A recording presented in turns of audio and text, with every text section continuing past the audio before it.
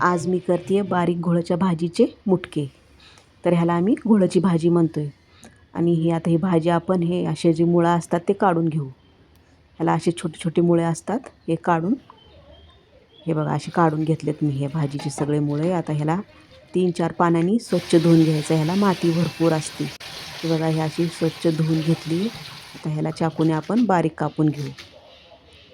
जेवढी बारीक करता येईल तेवढी बारीक करून घेऊ. ही बघा अशी मी बारीक करून घेतली.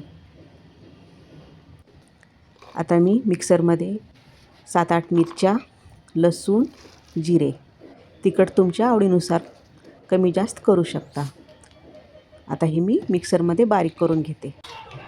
जिरे, मिरच्या, लसूण आणि थोडंसं मीठ. आता ही 1 वाटी मी ज्वारीचं पीठ घेतलं आहे. 1 वाटी बेसन पीठ. आता हे आपण वाटून घेतलेलं टाकून घेऊ पिठामध्ये. आणि थोडीशी हळद, चवीप्रमाणे मीठ.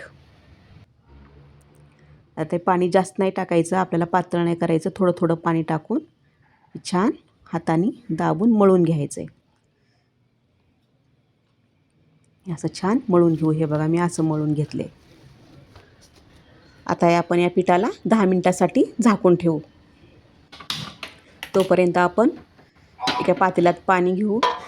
त्याच्यावरती चाळण ठेवू आणि ह्या चाळणला तेल लावून घेऊ.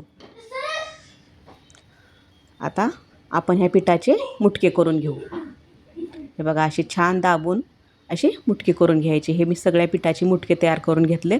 आता हे आपण एक एक करून उकडायला ठेवू. चाळणमध्ये जेवढे बसतील तेवढे आपण मुटके ठेवून देऊ आणि हे 20 मिनिटासाठी झाकून ठेवू. आता 20 मिनटं झालेत. आता आपण हे उकडलेत का बघू. हे बघा पण हे छान उकडलेत. आता हे प्लेटमध्ये काढून घेऊ.